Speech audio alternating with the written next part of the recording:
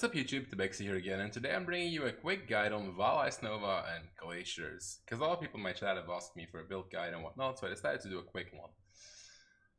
Glacier, Vaal Ice Nova doesn't probably sound too strange to you, because, I mean, I think everyone's doing it, everyone's like saying it's insane.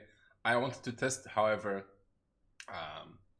you know, how good it was, how much money it made. And yeah, if I have to believe people or what they're saying, that the money like equates to doing super juiced maps, like super juiced up tier 16s, farming cars or whatever.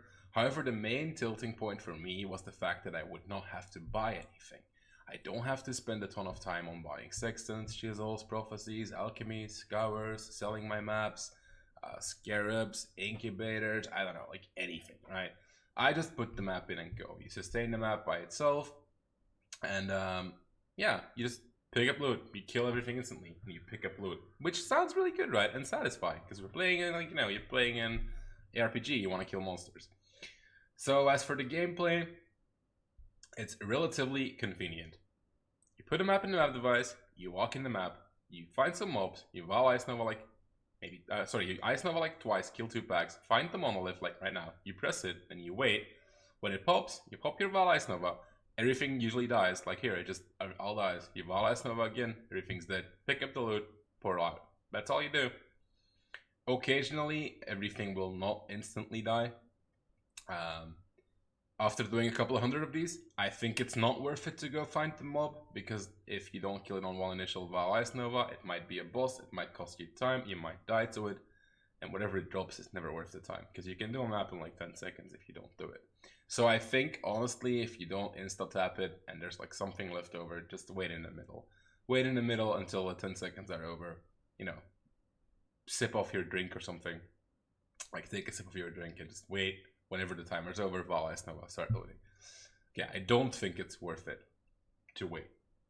But yeah, that's my opinion. Like, this one is probably not gonna insta die. I'm gonna look around. I'm probably not gonna find it. End up going back to the middle anyhow. It's not worth your time. It's not worth the hassle. Because yeah, why would you? The one extra mob you're gonna kill is not gonna make a difference. And then if you don't stand in the exact middle when the mobs spawn, you're either gonna die because you can't insta Vaal Ice Nova, or it's not gonna chain off enough like it does right here. Just stand in the middle and wait. But yeah, then you pick up the loot, you portal out, put in a new map. It's pretty fun, pretty convenient. Again, don't have to buy anything. You don't use sextants, you don't use chisels, you don't use alchemies. You could potentially Vaal your maps, I don't know, it might be worth it. I have not been doing it so far. That being said though, I think that's all there's to say about the gameplay, because yeah, you just kill monsters. You don't do anything else. You walk to the monolith, press the Vaal Ice Nova, and you win the game. So that being said, we'll go over some gear real quick. So I am using a staff. First of all, before you like, you know, rage quit, the Headhunter does nothing. You should not wear it. I'll come back to it later, but just to make sure you don't go anywhere, don't be disappointed, bummed out, you don't need it. It doesn't do anything. Alright, so using a staff, and I used a bloodstained fossil combined with a metallic, a corroded, and an etheric. Metallic and corroded block some nice mods, so you can't get them anymore. And the etheric gives you a chance of getting the socketed gems deal 20% more spell damage, or whatever it's worded. I didn't get this one. I got pretty lucky though, because my staff initially had 4 mods, these 2 suffixes, crit chance, and the reduced souls of Vaal skills cost. And then I think it had 20 mana and like 11 spell damage or something, like 2 very bad mods, but that doesn't matter because it had an open prefix and an open suffix. So I crafted prefixes, or sorry, suffixes cannot be changed, and I scoured it for 2 exalts, which means I would be left with only the bloodstained mod and the crit chance for spells. And then I multi-modded for 2x, plus 2 supported for 2x, spell damage for 1 exalt, and cold to spells for 4c. This is complete overkill. You can literally wear a blue staff with only the bloodstained mod, and it will not matter. I started doing this on a level 12 or something Vaal Ice Nova, and it was fine. The damage was fine. So if you have a level 20 Vaal Ice Nova, you don't need anything in your staff. So don't be, you know, disappointed or like, you know, you're like bummed out because you can't afford. No, just use a random staff. Like, you don't need any damage. Like, any of my gear is complete overkill. About the helmet, this is where the build is built around. Because this helmet, the Wraith of Presha. I don't know if I'm, or Fresha. I don't know if I'm saying it correctly, but yeah. Gives you increased AoE at 50% of its value off of your light radius. The helmet gives you 25 light radius, and then I'm wearing 2 Lori's lanterns for another like 62, which makes it so I have 43% ink AoE from my helmet and my 2 rings. Now, why is this so important? Because if you don't have it, you don't actually kill the monolith entirely. And if you don't kill the monolith entirely, you have to wait for 10 seconds, which increases your mapping time by like double, like because you can do a map in 10 seconds. So yeah, pretty important. I'm also using Carcass Jack for that reason, because it gives me 50% area of effect. 45 probably does fine as well. As for my build, I'm using a Headhunter. It's bad. Like, it's literally bad. Like, you shouldn't wear it. But I'm wearing it because I like just, you know, when I'm standing at the monolith pylon and I kill everything, like my character grows because it's stacking buffs. And like, I know, I like seeing that. But I think if you want to be very efficient, you would either use a Sunblast, because the Sunblast has a light radius on it, which gives you a little bit more AoE. And then it's a really cheap build, so you can probably buy one with an AoE corruption, where you can get a total of like 20 AoE on it, which would be nice.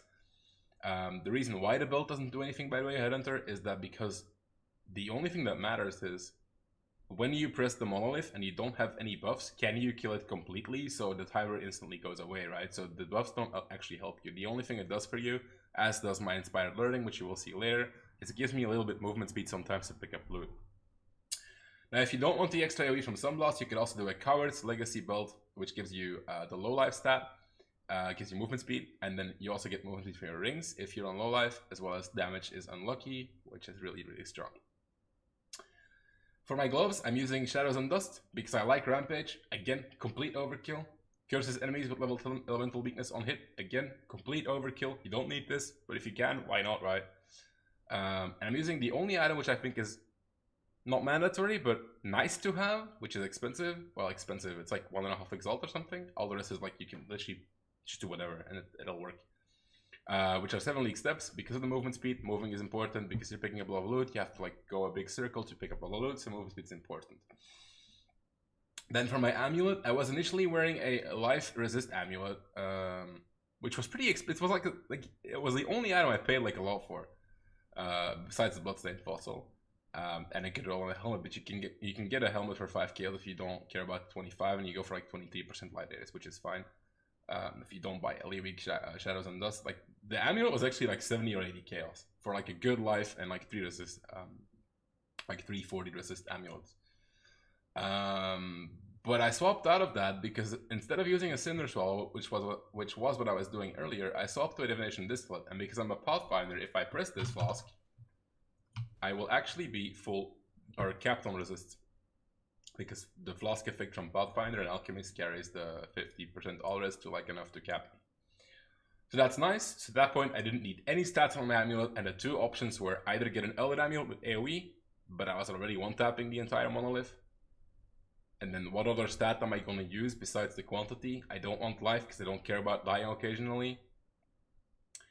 So yeah, I just put on a quantity amulet. I don't think quantity is that super important for the build, because I think, I mean, the only things that actually scale, or the only thing that actually makes drop more items are like the whites or like the non-icon mobs in the monolith, which I don't think drop the most impactful gear or the most impactful loot.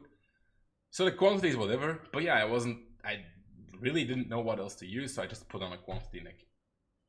Flask-wise, Dying Sun, don't buy a 25, but also don't buy a 15, you know. Buy like a 22 or a 23, it should be pretty cheap. Soul Catcher, you don't care about the reduced soul gain prevention duration roll, so you only care about the Vaal skills deal X amount of damage during Flask effect.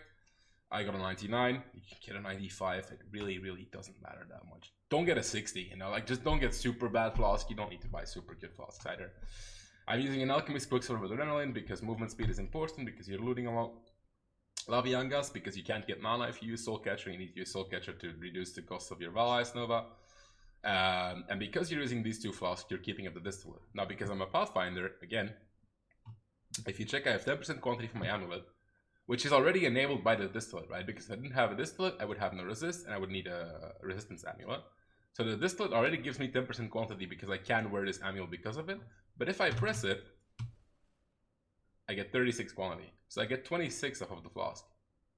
26 quantity off of the Flask and like 90 or something rarity is pretty big. Because there's nothing better to wear. And then as a surplus, as a last surplus as to why this Flask is insane for this build, it gives you 25 light radius, which is again another 12% AoE. So yeah, this tool is really, really strong for this build. As for links, I'm using Vaal Ice Nova, obviously. I started using level 14, was fine. Linking Cold Pen, I'll go over them in order of importance. If you have a 4 link, Vaal Ice Nova, Cold Penetration, increased critical strikes, and in KoE. You want quality on in KoE, you also want quality on in crit strikes because critting is the most important thing. Because if you don't crit, your damage is going to be meh, you're not going to kill the rares or something, or it's going to go south, you can't insta one tap.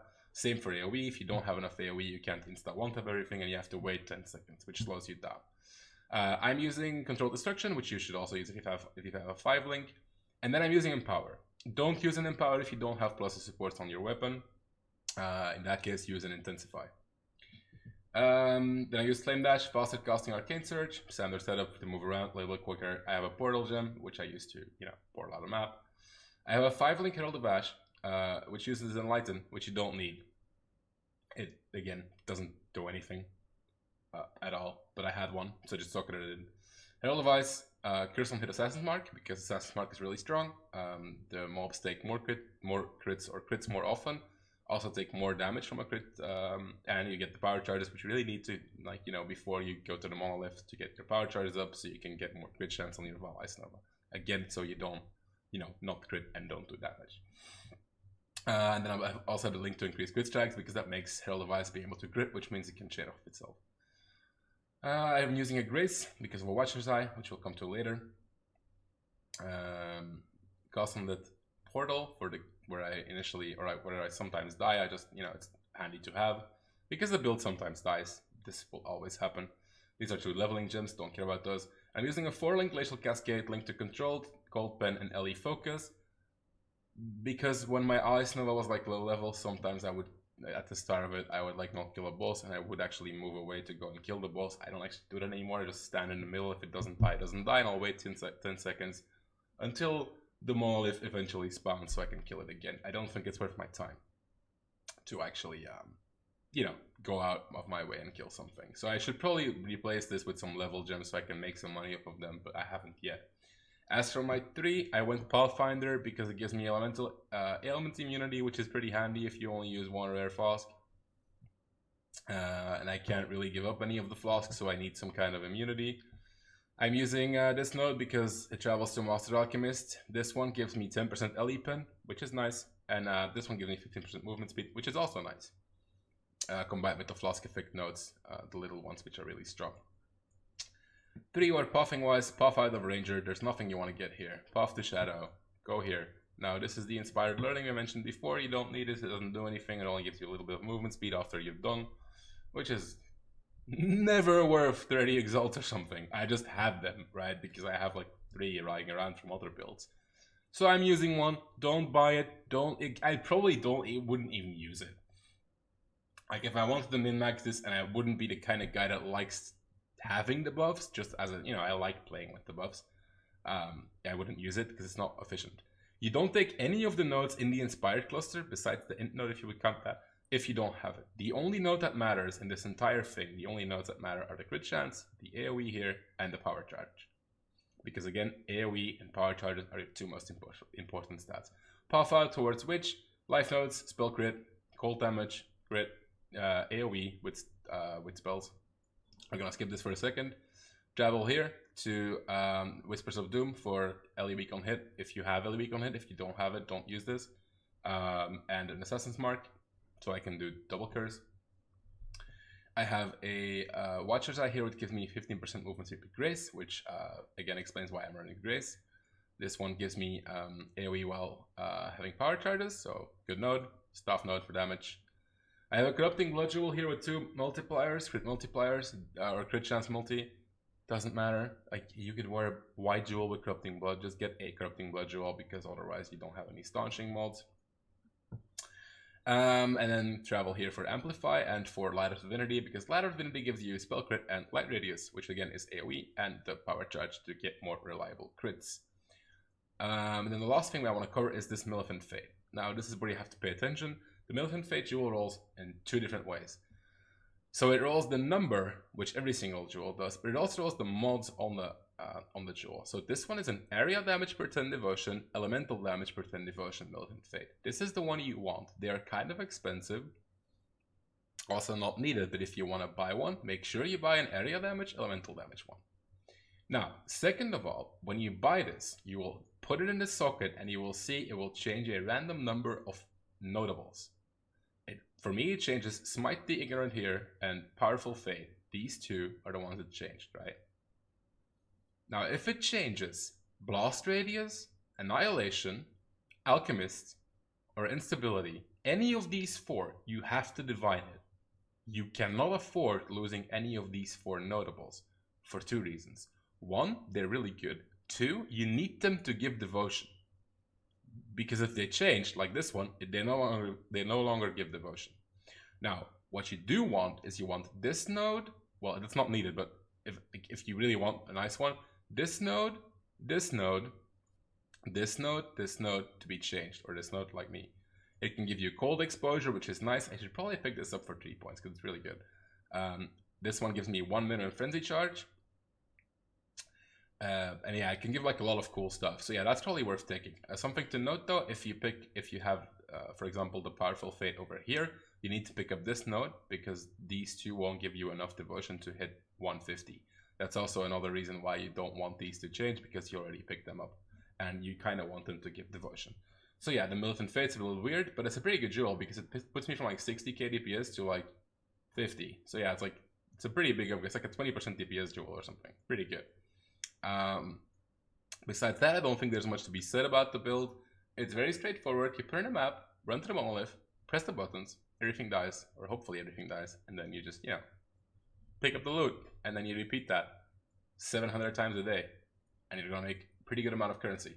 So far, I've done like, I think I've done like 100 maps, which I tracked, and I think I dropped like 6 exalts, alongside a lot of other things, and I also went up like 30 maps or something in 100. So it's pretty good. I'm enjoying it a lot. I'm doing Project 1000 Glaciers right now, so if you have any questions or you want to check that out, make sure to come by and come say hi on stream, which is twitch.tv/tbxe. If you don't want to do that and you have questions, you can also check my Discord. You can write me a message in game. You can drop a comment down below, and I'll try to get to your question as soon as I can. That being said, though, I don't think there is much more to say. I think the build's very straightforward at what it does and what you should do. Also, I'll address a little thing here. The sustain for Glacier, you remove all your T3 maps besides Mausoleum and Leyline. You remove all your T2 maps besides Glacier, and then you Elder Orb one of the 2, and you shape the other one. Because the map can always drop an adjacent map, so you have to Elder one and shape the other one, so you can't drop these anymore. And then you remove all the other T2 and T3s, and then you can sustain Glaciers forever. But yeah, that being said, I think I covered everything I wanted to say, and thank you guys for watching, I guess, and I'll see you in the next video. Thank you, boys.